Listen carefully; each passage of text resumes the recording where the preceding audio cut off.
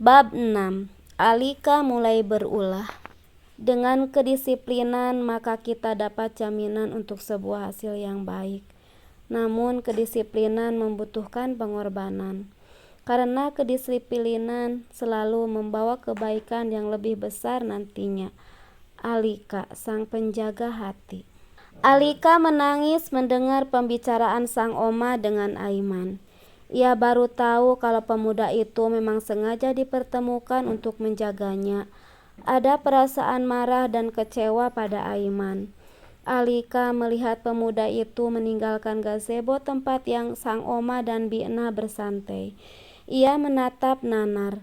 Tanpa disadari, Aiman tahu ia ada di balkon sedang melihatnya. Mata mereka saling beradu sekilas. Namun, Alika segera memalingkan tubuh. Ia tidak mau Aiman melihatnya menangis. Aiman menggelengkan kepala sambil tersenyum. Ia segera menuju pos satpam mengambil kunci motornya di sana. "Sudah mau pulang, Nak?" tanya Mang Damin. "Iya, Mang, masih ada urusan. Di sini pekerjaanku sudah selesai," ujarnya. Non Alika sejak tadi melihat ke arah Na Aiman. Sepertinya Non Alika mulai ada rasa deh sama Na Aiman. Goda Mang Damin yang dari kejauhan melihat Alika melihat ke arah gazebo hingga melihat Aiman pulang. "Astagfirullahaladzim, Mang, Damin ngawur ah. Tidak mungkin lah, Mang. Lagian aku juga harus tahu posisi dan statusku, siapa aku dan siapa Alika. Jangan sampai pemikiran Mang Damin itu terdengar oleh bunda dan ayah, bisa timbul fitnah dan kesalahpahaman," ucapnya memohon. "Ups, maaf, ucap Mang Damin sambil menutup bibir. Aiman tersenyum sambil geleng kepala. "Ya sudah, Mang, aku pulang dulu," ucapnya. "Iya, Nak, hati-hati. Sekali lagi Mamang minta maaf," ujarnya. "Iya, Mang," ucapnya tersenyum sambil membulatkan jari tanda baik-baik saja. Aiman segera melajukan motor, tidak lupa tas ransel berisi laptop yang ia bawa sejak tadi. Ia langsung menuju markas Quran dan mengikuti pengajian sekaligus hotmil Quran bersama penghafal Al-Quran lainnya. "Tumben telat, Kak," ucap Hamdi. Salah satu hafiz sepertinya, namun lebih muda 1 tahun dari dengannya. "Iya, pekerjaanku baru selesai," ucapnya. Aiman terkenal tepat waktu selama ini. Baru hari ini dirinya telat 15 menit.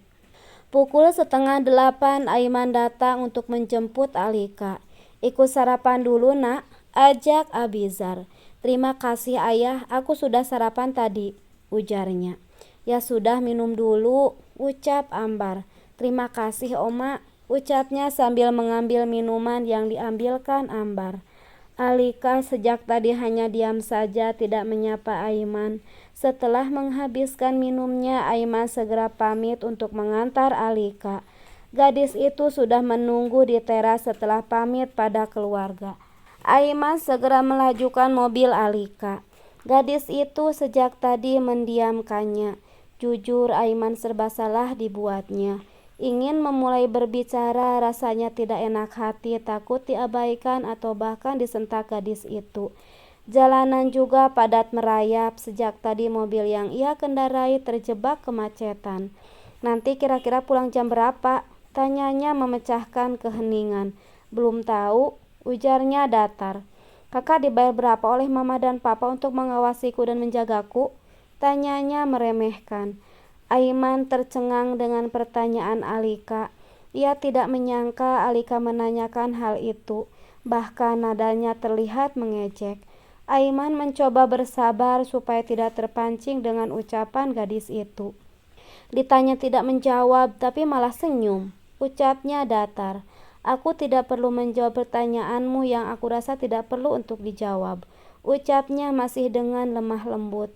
Ia berusaha untuk tenang dan tidak marah.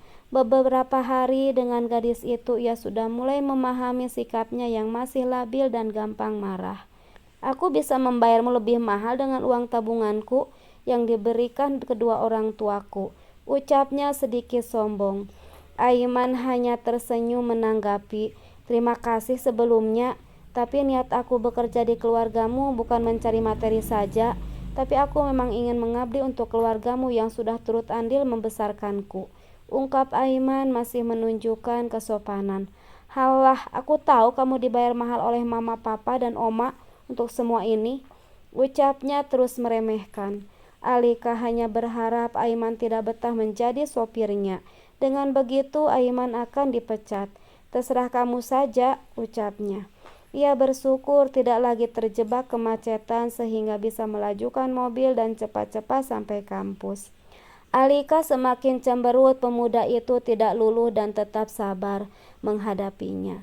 Aiman yang sudah mulai memahami sifat gadis itu pun hanya tersenyum. Ia sangat tahu Alika memperlakukannya seperti itu karena marah dan kecewa. Saat ini Alika sedang bersama 3 gadis cantik yang ia ceritakan kepada Aiman kemarin di kantin fakultasnya. Kak, nanti sepulang kuliah kita mampir ke toko buku lalu nonton yuk, ajak Naima. Toko buku dan nonton. Terlihat menyenangkan itu, ujarnya girang. Senyumnya kembali ceria. Kita langsung berangkat ya, jangan sampai tahu supirku, aku ikut ke mobilmu, pintanya. Siap. Kalau pulangnya seperti kemarin berarti masih kurang 1 jam. Aku bisa sholat dan makan siang terlebih dahulu. Perutku juga sudah lapar, gumam Aiman yang saat ini masih setia menunggu di parkiran. Aiman memutuskan sholat zuhur terlebih dulu dan setelahnya makan siang di kafe depan kampus. Ia tidak tahu keputusan yang diambil akan membuatnya terkena masalah karena Alika berhasil mengelabuinya. Sepeninggal Aiman, Alika bersama kedua teman keluar dari fakultas menuju tempat parkir. Alika berjalan mengendap-endap di belakang Naima dan Nafisah. Ia takut Aiman akan melihat dan mencegah kepergiannya bersama teman-teman.